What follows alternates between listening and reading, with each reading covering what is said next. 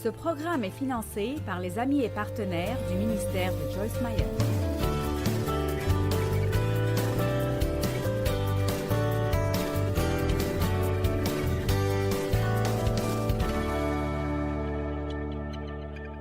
Notre but n'est pas juste d'être heureux, bien que ce soit un bon but en lui-même, mais notre but est de glorifier Dieu dans tout ce que nous faisons. Et personnellement, je crois que les chrétiens malheureux ne glorifient pas Dieu. Ils ne sont pas une bonne publicité pour le salut. Alors, nous devons vivre nos vies d'une telle façon et toujours avoir une telle apparence qui fera que les gens veuillent avoir ce que nous avons. Et alors, je pense que la joie du Seigneur, qui est notre force, et notre paix, et notre patience, et d'autres choses comme ça, sont très importantes pour nous en tant que croyants si nous voulons vraiment être utilisés par Dieu. Et alors, Psaume 5:11 dit « Alors tous ceux qui se confient en toi se réjouiront en toi et seront pleins d'entrain. » Donc Dieu ne veut pas juste que nous ayons un petit peu, vous savez, de temps en temps, il veut que nous soyons vraiment heureux et vraiment de bonne humeur, et que nous le montrions sur notre visage pour que le monde remarque que nous avons quelque chose dont ils ont besoin. Amen. Et vous savez, après avoir vécu longtemps, je suis arrivée à la conclusion que l'essentiel est ce que tout le monde veut. Vous savez quoi? Ils veulent juste être heureux. Quand vous allez faire du shopping, vous le faites parce que vous voulez vous faire plaisir. Nous mangeons parce que ça nous rend heureux, nous mangeons trop parfois parce que ça nous rend heureux. Nous voulons avoir des relations parce qu'elles nous rendent heureux. Alors, la joie est juste quelque chose que tout le monde veut, mais malheureusement, beaucoup essayent de l'avoir de la mauvaise manière. Maintenant, je vais vous donner le numéro 12 d'abord. J'ai fait cela hier matin, et le numéro 12 est « décider d'être heureux ». Vous ne serez jamais heureux si vous ne décidez pas que vous serez heureux, malgré vos circonstances. Amen.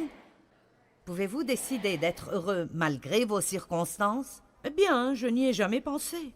Vous savez, la joie ou la vraie joie divine n'est pas supposée être basée sur ce qui se passe.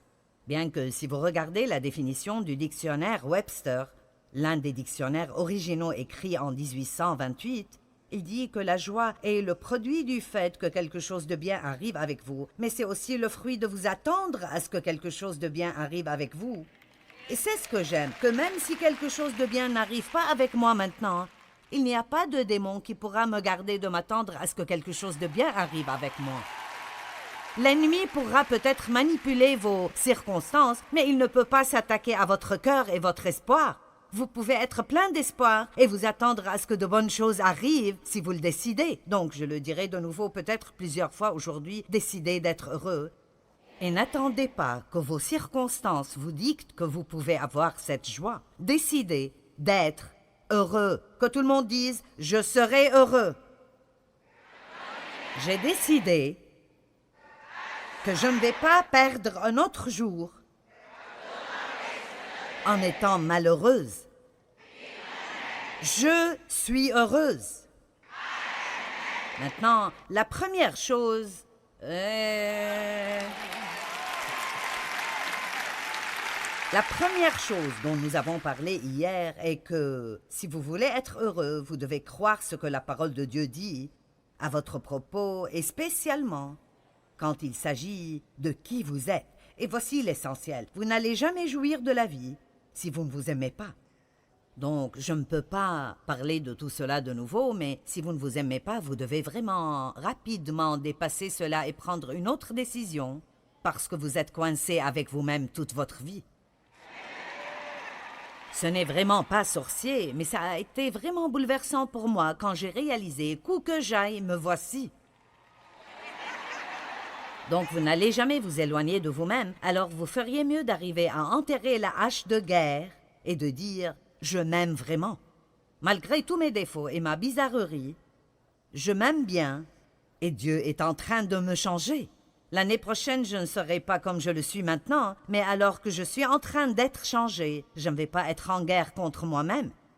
Je m'aime bien. Dites tous, je m'aime. La deuxième chose dont nous avons parlé hier était de vivre un jour à la fois et en jouir. C'est bien. La troisième chose dont nous avons parlé est de rester en paix. Maintenant, la quatrième chose dont nous devons parler aujourd'hui est que pour être heureux, vous devez apprendre à donner votre vie. Dans l'économie de Dieu, ce à quoi vous vous accrochez est ce que vous finirez par perdre. Et ce que vous êtes prêt à abandonner, vous le récupérez avec intérêt multiplié plusieurs fois. Tout ce que vous donnez à Dieu, vous le recevrez multiplié. N'est-ce pas intéressant? Tout ce que vous donnez à Dieu, vous le récupérez multiplié. Donc, si vous vous donnez vous-même, vous dites « Seigneur, me voici, utilise-moi comme tu veux m'utiliser. Utilise-moi dans ton royaume et pour aider les gens et pour bénir les gens. » Et ne priez pas cela une fois, priez pour cela chaque jour. Chaque jour, je demande à Dieu « Montre-moi ce que je peux faire pour toi aujourd'hui. Et montre-moi ce que je peux faire pour être une bénédiction pour d'autres personnes. Montre-moi ce que je peux donner. Montre-moi qui je peux encourager. » Vous voyez, j'ai vécu une longue période où j'étais le centre de mon univers, et je peux vous dire que ça ne vous rendra jamais heureux. Les gens égoïstes ne sont pas des personnes heureuses. Amen. Et c'est un tweet. Est-ce le bon mot? Nous tweetons des choses comme ça. Oui, c'est cela, nous tweetons cela. Je me trompe toujours dans cela. Vous ne pouvez pas être heureux et égoïste en même temps, et votre vie est à vous et vous en faites ce que vous voulez. Vous pouvez passer votre vie entière avec seulement vous au centre de votre univers et en croyant que vous devez être le centre de la vie de tout le reste du monde, mais vous serez juste misérable. Et alors vous pouvez décider aujourd'hui, je vais juste donner ma vie à Dieu et lui dire de faire ce qu'il veut avec. Matthieu 16, 24. Alors Jésus dit à ses disciples, « Si quelqu'un désire être mon disciple, qu'il renonce à lui-même, s'abandonne, se perd de vue et s'oublie lui et ses propres intérêts. » Maintenant, vous oublier ne veut pas dire que vous ne devez pas vous occuper de vous-même, mais ça veut juste dire que vous n'allez pas penser à vous-même tout le temps. Amen. Levez-vous le matin, pensez à comment vous pouvez être une bénédiction pour quelqu'un d'autre, ou pensez à Dieu, mais faites quelque chose d'autre que de penser à vous-même. Qu'il se charge de sa croix et qu'il me suive. Maintenant, il y a eu tellement de conversations à propos de porter la croix, vous savez. Ce problème est la croix que je dois porter, cette maladie est la croix que je dois porter, cette tragédie est la croix que je dois porter. Non, ceci n'est pas biblique. La croix que nous portons est de nous oublier, de nous perdre de vue, nous et tous nos propres intérêts, et de dire « Me voici Dieu, un vaisseau vidé de moi-même. Remplis-moi de toi et fais ce que tu veux de moi et à travers moi aujourd'hui. » Allez, ceci devrait vous exciter ici. Amen. Maintenant, je dois vous dire que si vous n'êtes pas habitué à vivre comme cela, vous passerez par un choc culturel. Ce sera très difficile au début parce que nous sommes très accoutumés à être sur le trône de nos vies et accoutumés à penser à nous-mêmes d'abord, en tout point. Et c'est difficile au début parce qu'il y a une mort. Il y a une mort qui arrive, mais je vais vous prouver aujourd'hui que pour pouvoir vraiment vivre, vous devez d'abord mourir. Et je ne parle pas de laisser la terre pour aller au ciel, ceci est la mort ultime pour vivre. Mais en fait, si vous voulez vraiment avoir une vraie vie, une vraie qualité de la vie, où vous sentez que votre vie compte vraiment et fait une différence, alors vous devez être prêt à mourir à vous-même, à ne pas avoir tout ce que vous voulez et être heureux malgré tout. Vous n'êtes pas d'aussi heureux que j'aimerais que vous le soyez. Certains pensent, « Eh bien, je n'obtiens déjà pas ce que je veux. » Oui, mais vous n'êtes pas heureux malgré ça. Verset 25, car quiconque. Nous allons revenir au verset 24 parce que je veux m'assurer que vous comprenez ceci. Alors Jésus dit à ses disciples, si quelqu'un désire être mon disciple, qu'il renonce à lui-même, s'abandonne, se perde de vue et s'oublie, lui et ses propres intérêts, qu'il se charge de sa croix et qu'il me suive. S'accroche solidement à moi, soit pleinement conforme à mon exemple dans la vie et si besoin est dans la mort aussi. Car celui qui est préoccupé de sauver sa vie temporaire, son confort et sa sécurité ici, la perdra, la vie éternelle. Mais celui qui perdra sa vie, son confort et sa sécurité ici, à cause de moi, nous ne faisons pas cela parce que c'est plaisant ni pour d'autres personnes. Nous le faisons pour lui. Et laissez-moi clarifier de nouveau que vous oublier et vous perdre de vue, vous et vos propres intérêts, ne veut pas dire que vous ne pourrez jamais faire ce que vous voulez faire et que vous ne faites jamais de bons plans pour vous-même. Ne prenons pas cela hors contexte. Ce que ça veut vraiment dire est que vous n'allez pas juste vivre pour vous-même et rien d'autre. J'encourage les gens à s'occuper d'eux-mêmes. J'encourage les gens à rester équilibrés et à faire des choses pour vous-même dont vous jouissez, mais c'est quelque chose de totalement différent de ce que tout tourne autour de vous. Amen. À quoi cela sert à un homme s'il gagne le monde?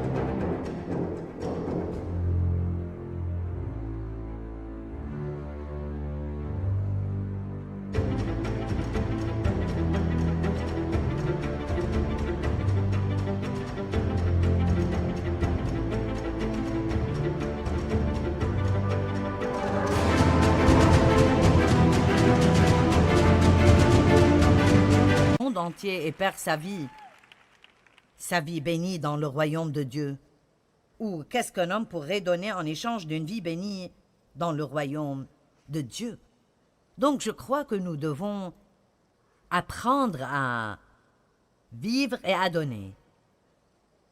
À vivre et à donner. Je me réveille chaque jour. Tout ne se rapporte pas à ce qui viendra à moi. Tout se rapporte à comment Dieu travaille à travers moi. Pour être honnête, je n'ai même pas quoi que ce soit qui ait de la valeur si je ne reçois pas d'abord de Dieu tout ce que je peux possiblement recevoir et si je ne le laisse pas couler à travers moi. Amen. Croyez-moi, vous ne voulez pas ce que j'ai à vous donner, mais j'ai fait de mon mieux pour laisser Dieu couler à travers moi ce week-end pour que vous puissiez avoir plus de lui dans vos vies. Et c'est ce que Dieu veut que nous fassions pour chaque personne que nous rencontrons. Maintenant, Jean 12, 24 à 26 sont juste des passages merveilleux et je vais construire ce message autour de cela. Alors, verset 24, je vous l'assure, je vous le dis solennellement. Je vous le dis solennellement. Ce n'est pas grave d'être occasionnellement solennel à l'Église. Si le grain de blé que l'on a jeté en terre ne meurt pas, il reste un grain unique, il ne devient jamais plus, mais il vit tout seul, isolé. Mais s'il meurt, il porte beaucoup de fruits et donne une moisson abondante. Je veux vous encourager à juste lire ce passage plus tard encore et encore et encore. Mais voici mon meilleur essai de donner un exemple. Ceci est le noyau d'une pêche de Géorgie. Mon mari a gentiment mangé la pêche ce matin, a nettoyé le noyau et l'a séché avec un séchoir. Il est si gentil. Il est juste si gentil. Maintenant, si ce noyau n'est pas enterré, il restera toujours ainsi, pas vraiment très attrayant. Maintenant, si vous n'êtes pas prêt à être enterré, façon de parler, vous n'allez jamais être quoi que ce soit d'autre que ce que vous êtes. C'est tout. Rien d'autre. Mais si vous faites une petite étude sur les graines, ce qui arrive quand vous mettez ce noyau dans la terre, d'abord, il est caché dans l'obscurité. Nous n'aimons pas les temps de ténèbres dans nos vies, mais ils ont tendance à briser la coque extérieure qui nous couvre et de nous ouvrir aux choses plus grandes que Dieu a déjà mises à l'intérieur de nous. Quand vous êtes né de nouveau, tout ce que Dieu est vient en vous. Une graine de tout ce que Dieu est vient en vous, et si vous me permettez de le dire de cette façon, vous devenez enceint de la divinité. Amen. Enceint de la ressemblance à Christ et de la piété. Quand un homme et une femme qui sont mariés se rapprochent dans l'amour et la pureté, et sa graine est plantée dans ses entrailles, elle tombe enceinte. Allez, et comme cette graine est bien nourrie et bien gardée, alors éventuellement elle accouche. Mais laissez-moi juste vous rappeler que l'accouchement vient aussi avec de la douleur. Amen? Juste en passant, d'accord? Et si cette graine avait des émotions, nous allons imaginer pendant un instant qu'elle a des émotions. Elle jouit probablement juste d'être une graine. Et soudainement, quelqu'un, nous dirons Dieu, vient et la met dans la terre. Il l'enterre dans l'obscurité. Elle suffoque là, il fait chaud là, il y a la pression de la terre, mais la chaleur de la terre et la pression de l'enterrement ouvrent éventuellement cette couche externe. Allons maintenant, vous devez prendre tout cela spirituellement. Amen. Donc, me voici, en bonne chrétienne, j'ai toutes ces bonnes choses en moi, mais si Dieu ne fait pas son travail en moi, elles resteront enterrées en moi et personne ne verra jamais Christ à travers moi parce que je vais à l'église et je rentre, je vais à l'église et je rentre et rien ne change jamais dans ma vie. Donc, comme elles restent dans la terre, ce qui arrive est qu'elles s'ouvrent et puis toutes ces petites racines commencent à descendre et s'accrocher à la terre. Parfois, nous ne comprenons pas pourquoi un tas de grandes choses n'arrivent pas avec nous si nous sommes enfants de Dieu. Eh bien, vous allez devoir prendre du temps pour juste vous enraciner solidement. Amen. Enraciner solidement dans l'amour de Dieu. Enraciner solidement en Christ. Enraciner solidement dans la parole de Dieu. Et puis, éventuellement, quand cette racine est arrosée, je pense que c'est génial que Dieu parle d'être arrosé par la parole. Amen. Comme cette graine est arrosée, et nourrie et gardée, alors, après un temps, personne ne connaît le moment exact, mais après un temps, poup, poup, poup, poup, poup, poup, poup, poup, poup, poup, poup, poup, poup, poup, poup. Et après un temps, cette chose qui était juste cette graine repoussante, cette graine dure et inutile, devient un merveilleux péché de Géorgie. Et maintenant, ce fruit peut être cueilli et envoyé partout dans le monde. Allez, est-ce que quelqu'un m'écoute aujourd'hui? Et envoyé partout dans le monde pour que les gens se nourrissent et en jouissent. Allez, donnez donc gloire à Dieu.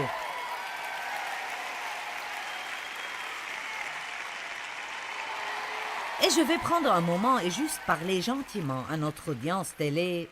Vous savez, ces gens qui sont ici, Ils ont un certain niveau d'engagement où ils ne viendraient pas ici un samedi matin. Et je ne sais pas combien vous savez à propos des choses de Dieu ou de la parole de Dieu, ou combien vous comprenez même ce que je dis maintenant. Mais je veux juste clarifier de nouveau, si votre vie est centrée sur vous, et c'est tout ce à quoi vous pensez ou qui vous occupe, de recevoir ce que vous voulez et que tout le monde d'autre vous serve pour vous donner ce que vous voulez, vous n'allez jamais être vraiment heureux. Et écoutez, vous pouvez même obtenir ce que vous pensez vouloir, et puis vous allez découvrir que même ceci ne vous a pas rendu heureux. Parce que c'est impossible d'être heureux si vous n'êtes pas prêt à vous donner vous-même. Amen. Et je ne sais même pas vraiment combien de chrétiens prient ce genre de prière régulièrement, mais je vous le dis, nous sommes juste vraiment pitoyables. Si tout ce que nous faisons chaque matin est de dire à Dieu les 12 choses qu'il doit faire immédiatement pour que nous restions même sauvés.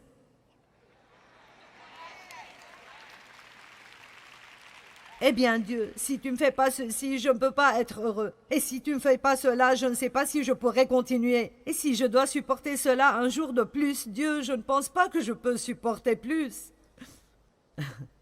Oui, nous avons tous des choses que nous voulons. Chacun de nous a des choses qu'il veut. J'ai des choses que je veux. Mais vous savez ce que j'ai appris?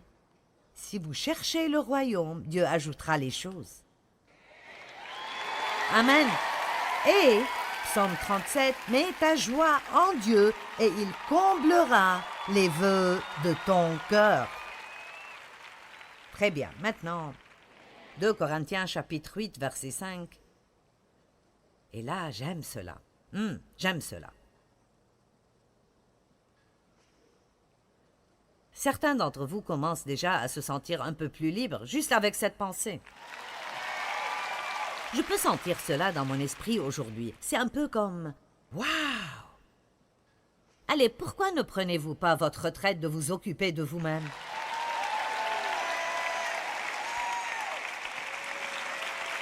Faisons une grande fête de retraite. Quand quelqu'un dit « Pourquoi es-tu si heureux ?» dit « Je ne m'occupe plus de moi-même maintenant. Je me suis donné et ce que Dieu fait avec moi est sa propre décision. S'il me donne ce que je veux, c'est bon. Et s'il ne le fait pas, c'est probablement même mieux. 2 Corinthiens chapitre 8, verset 5.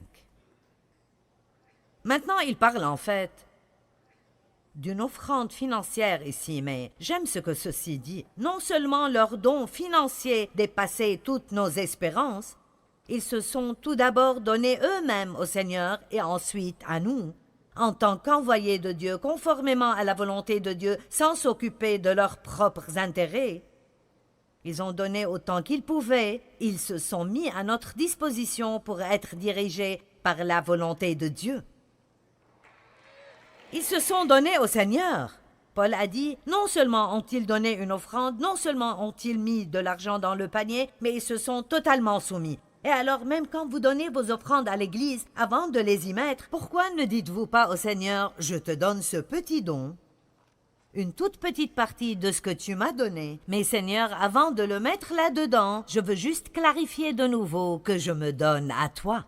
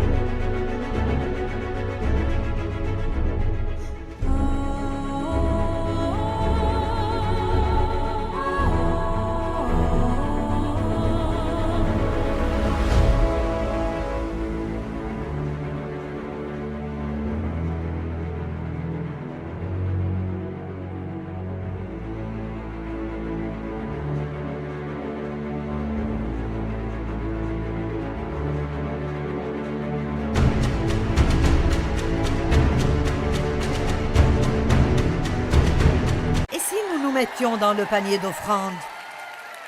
Allez, j'aime cela. Ouh!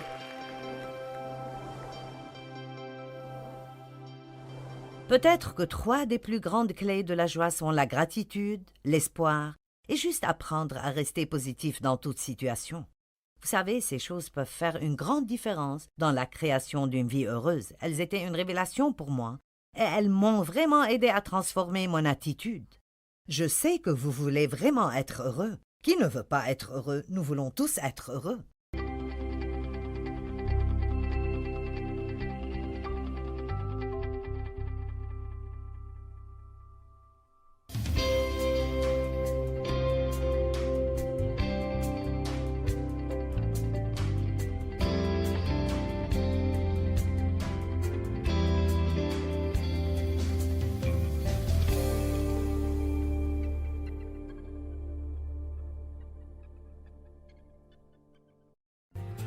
Ce programme est financé par les amis et partenaires du ministère de Joyce Meyer.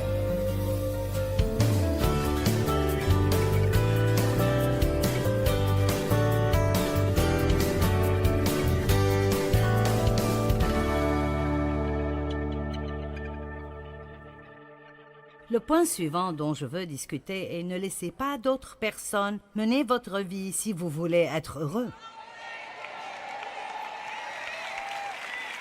Je savais que j'allais recevoir des réactions sur ce point. Jusqu'à ce que nous apprenions à réussir à être nous-mêmes, ce qui signifie suivre votre cœur, pas votre chair, votre cœur, ce qui signifie de suivre le leadership de l'Esprit Saint. Allez, le leadership de l'Esprit Saint. Nous n'allons jamais être vraiment heureux. Galates chapitre 1, verset 10, Paul a dit « Et maintenant, est-ce la faveur des hommes que je désire ou celle de Dieu? Est-ce que je cherche à plaire aux hommes? Si je cherchais encore à plaire aux hommes, je ne serais pas serviteur du Seigneur Jésus-Christ. » Paul a dit « J'aurais perdu toute cette opportunité d'être un apôtre du Christ. » Et je peux vous le dire, si j'essayais de rendre les gens heureux, assurez-vous que je ne serais pas devant vous, ici aujourd'hui. C'est impressionnant ce que nous nous trompons nous-mêmes et ce que nous trompons également les gens autour de nous. Parce que Dieu n'a pas juste quelque chose pour vous qui vous satisfera, mais il veut vous utiliser pour accomplir quelque chose en quelqu'un d'autre. Et j'aurais probablement raison si je dis que la majorité des personnes ratent l'accomplissement de leur destin. Parce que ce qui est garanti est que l'ennemi apportera contre vous la menace du rejet si vous osez suivre Dieu complètement.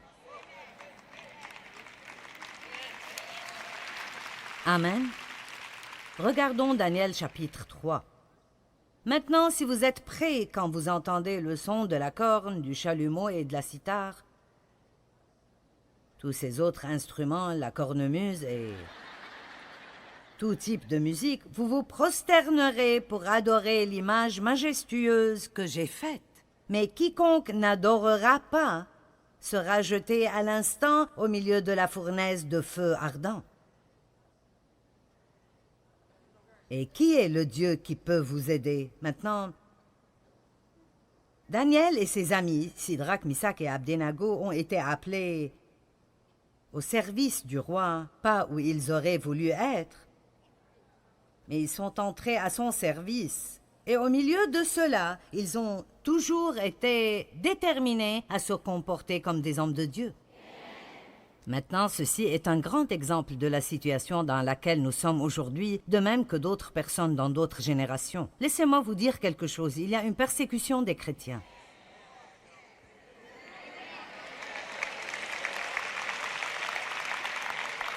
Maintenant, si vous êtes un chrétien sournois, un chrétien secret du dimanche matin, alors vous pourriez éviter la persécution.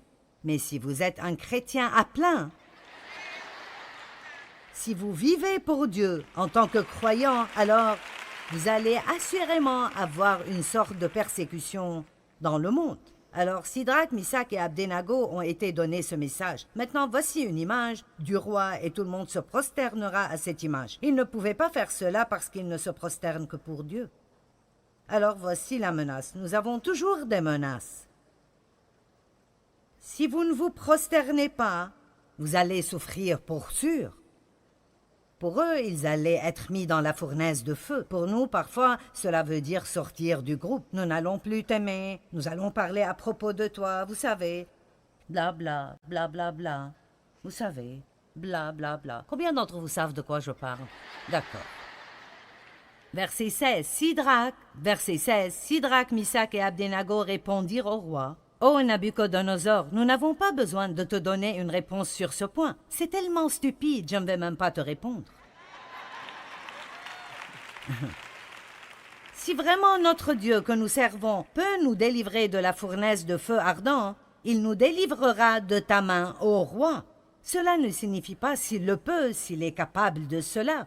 Ce que ça signifie vraiment est que si la meilleure chose, si c'est ce que Dieu veut faire, il va nous délivrer. Mais sinon, qu'il soit connu de toi, ô roi, que nous ne servirons pas tes dieux et n'allons pas nous prosterner devant la statue d'or. Alors, en d'autres termes, vous faites ce que vous voulez, mais nous avons décidé de suivre Jésus. Vous faites ce que vous voulez, mais j'ai pris ma décision. Et alors, Nabuchodonosor fut rempli de fureur, l'aspect de son visage fut changé en ennemi. Quelqu'un vous a déjà donné un regard comme ça? Envers Sidrac, Misak et Abdenago, alors il ordonna de chauffer la fournaise 7 fois plus que la normale.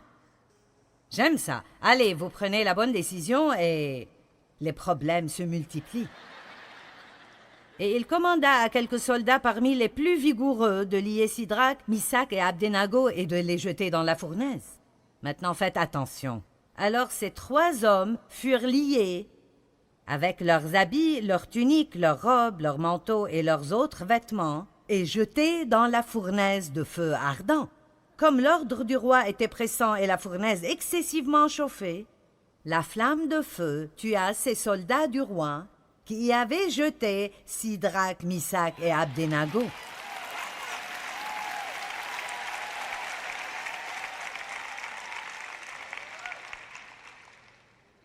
Et ces 3 hommes, Sidrac, Misak et Abdenago, tombèrent liés, que tout le monde dise liés.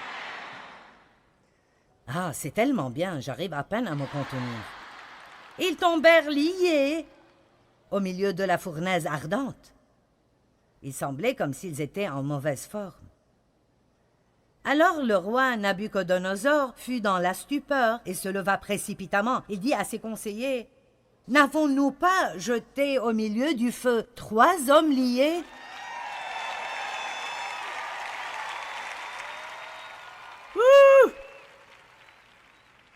Ils répondirent « Certainement, ô roi !» Verset 25, il reprit et dit « Eh bien, moi, je vois 4 hommes. Maintenant, écoutez. Attendez,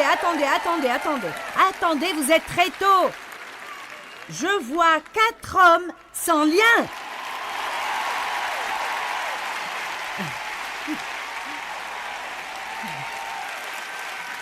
Trois d'entre eux sont entrés liés, le 4e est entré avec eux, et il a effectivement utilisé ce que le roi voulait utiliser pour les détruire afin de couper les entraves de leur vie.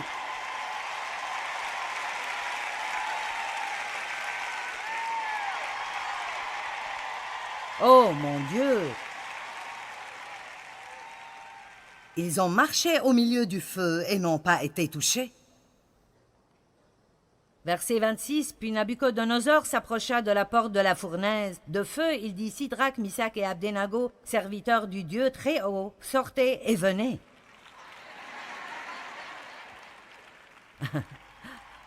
Oh, quel message! Vous avez quelque chose de différent. Vous devez venir et nous raconter ce que c'est.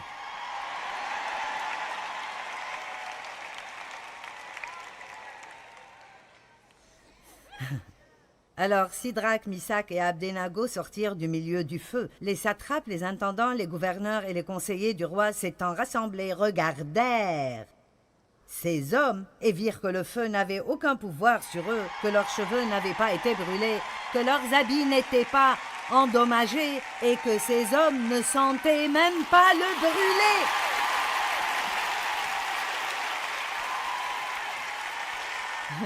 Ils n'avaient même pas l'odeur du feu. Amen! Alléluia!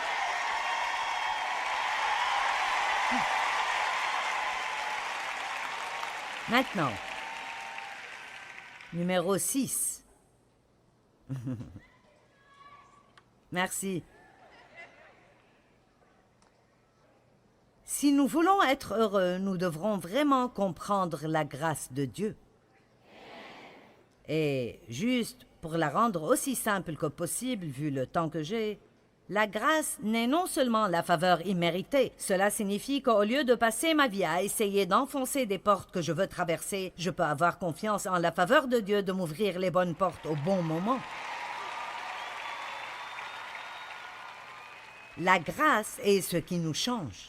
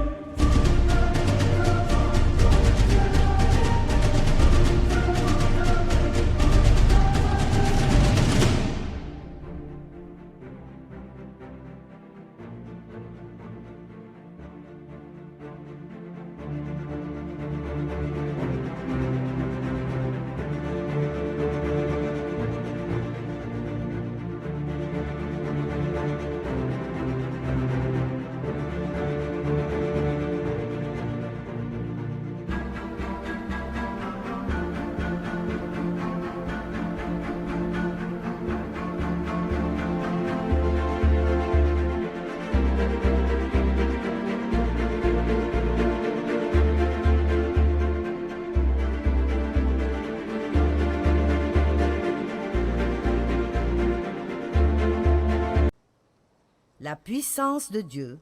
La grâce n'est non seulement la faveur imméritée, c'est la puissance de Dieu qui nous est donnée gratuitement pour que nous puissions faire facilement ce que nous ne pensions jamais pouvoir faire sans lutte et effort. C'est ma définition personnelle. Je répète, la grâce est la puissance de Dieu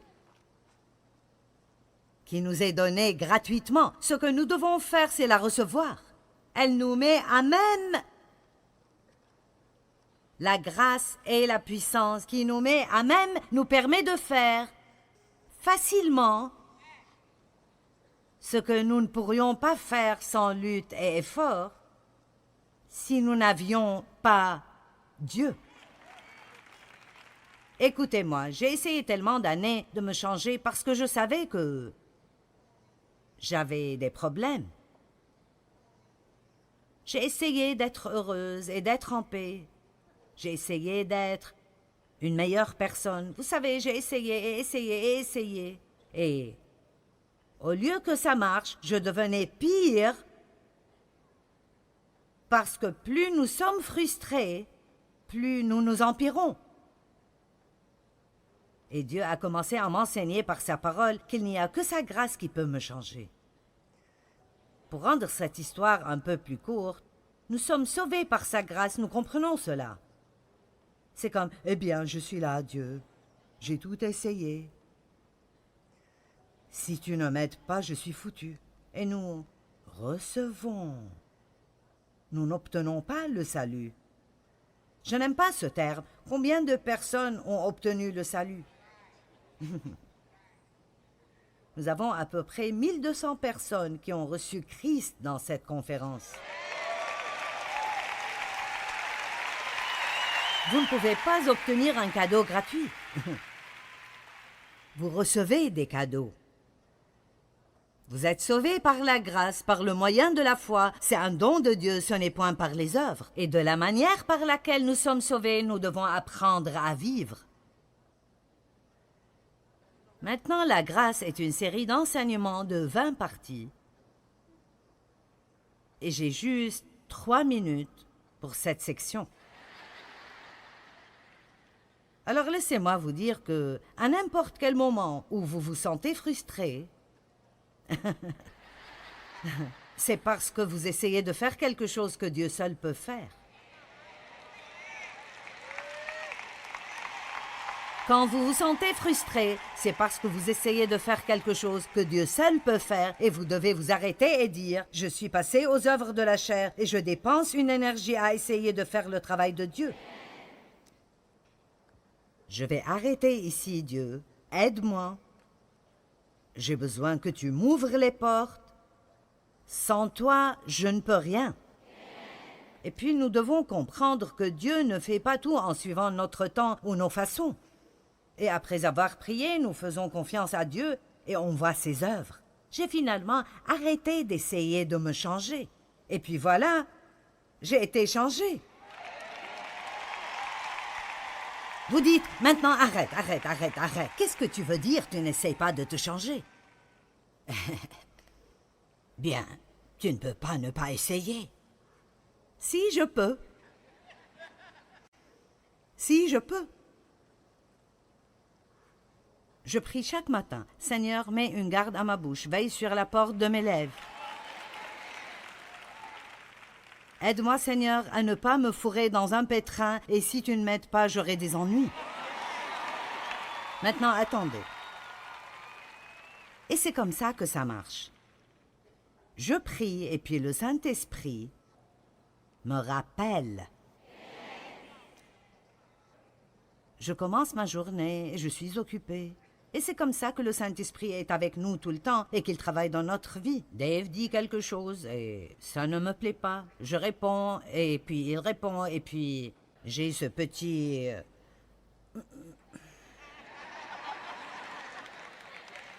Bon, vous voyez, vous avez compris. Maintenant, vous savez, peut-être que vous n'êtes pas comme nous et vous dites de quoi est-ce qu'elle parle. Eh bien, le Saint-Esprit vit en nous et la Bible dit dans Romains 7,6 que nous sommes délivrés de la loi. Nous ne vivons plus par toutes ces règles et régulations sur la manière dont nous devons vivre pour que Dieu nous aime, mais nous vivons maintenant par les impulsions du Saint-Esprit.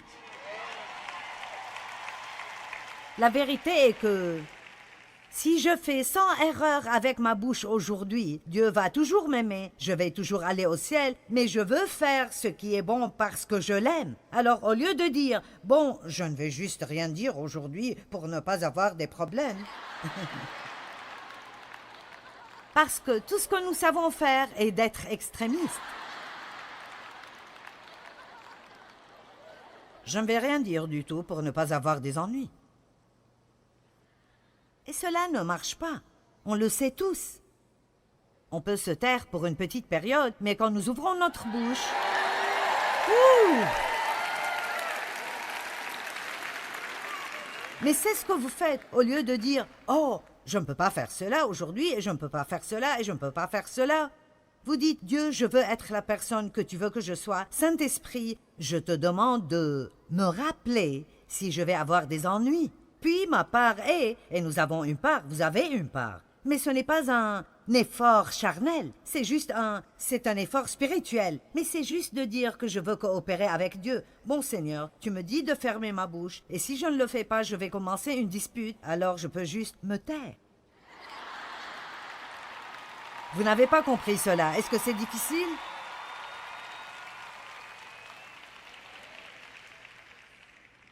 Combien d'entre vous comprennent ce que je dis?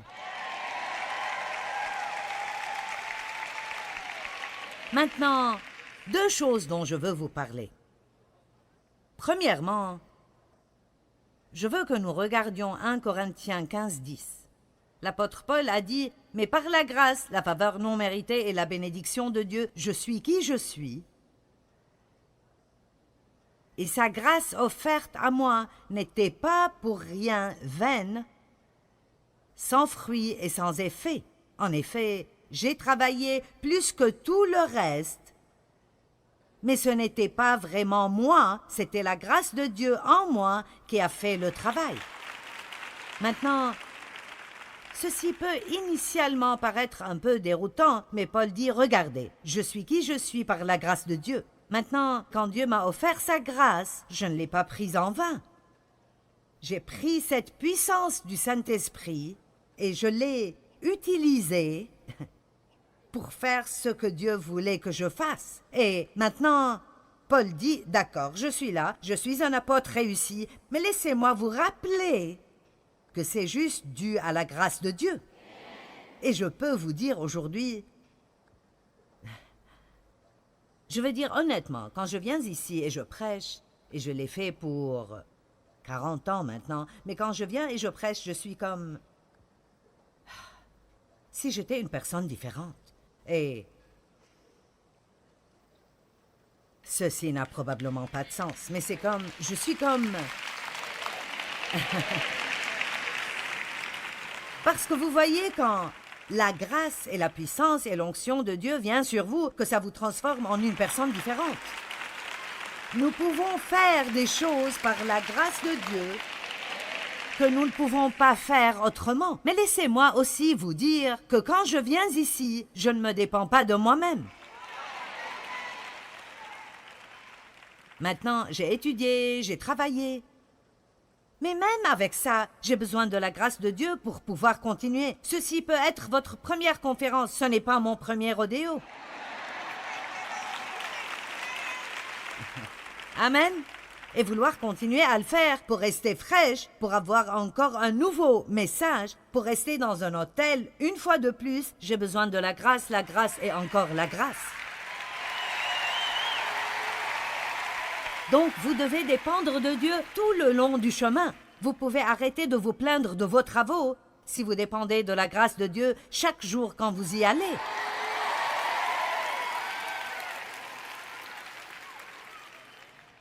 Oh, j'aurais aimé avoir un jour de plus.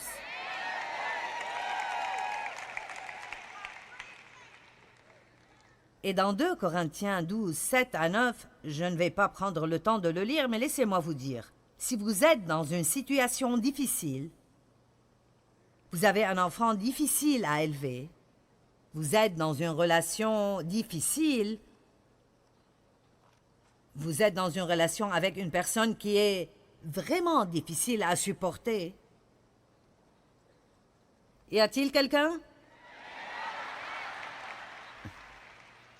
Vous êtes dans une position où vous devez prendre soin de vos parents âgés, et quoi que vous fassiez, ils ne seront pas contents.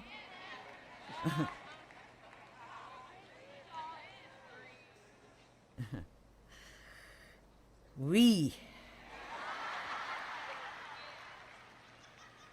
Je veux que vous m'écoutiez. Quel que soit l'endroit où Dieu vous a placé,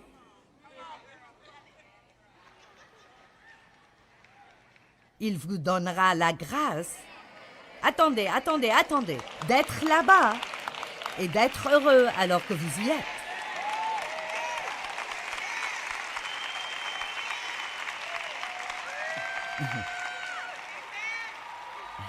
Paul prie que Dieu s'occupe de ce que la Bible appelle épine dans la chair.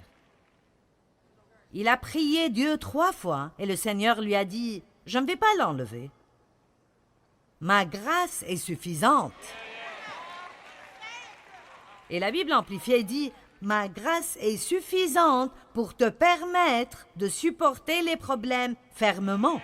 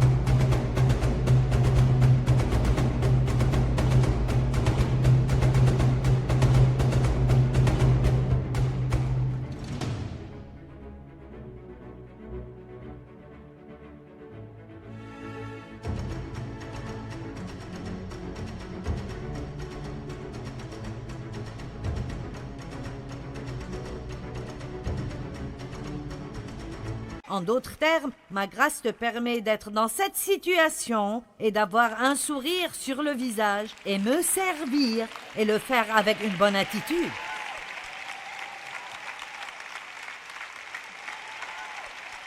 Mais vous n'allez pas avoir la grâce si vous êtes comme « Oh, je dois aller à ce travail stupide et conduire dans cet embouteillage stupide et je ne fais pas assez d'argent et je déteste ce travail et je déteste les gens. » Alors ne vous attendez pas à recevoir la grâce. Mais si vous vous levez et vous dites « Dieu, c'est là où je suis maintenant.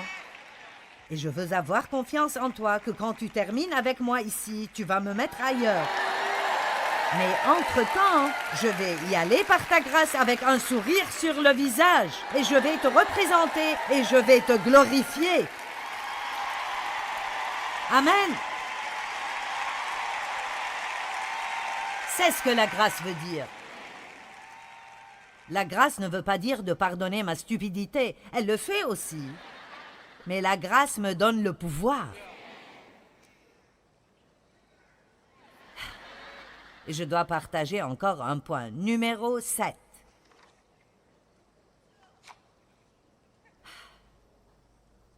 Il y a 4 choses que vous devez comprendre à propos des gens.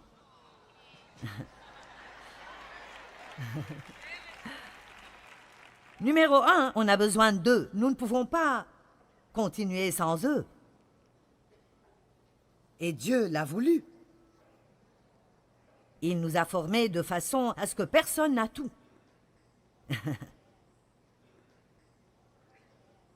Ils ne sont pas faciles à s'entendre avec. Ceci est la deuxième chose. Numéro 3, la plupart des gens avec qui nous devons travailler ne sont pas comme nous. Et on les regarde et on pense, quel est ton problème? Comment tu peux être comme ça? Pourquoi tu as fait cela? Et avec les gens, vous ne devez pas être hypersensible et facilement blessé. Mais nous devons être extrêmement généreux à pardonner. Amen. Je sais maintenant que vous voulez le reste des points, pas vrai? Je vais juste vous les lire rapidement. Apprenez le pouvoir de la prière. Au lieu d'essayer de faire tout vous-même, priez à leur propos. Soyez positifs et remplis d'espoir. Soyez reconnaissants. Soyez obéissants. Et décidez d'être heureux. Amen.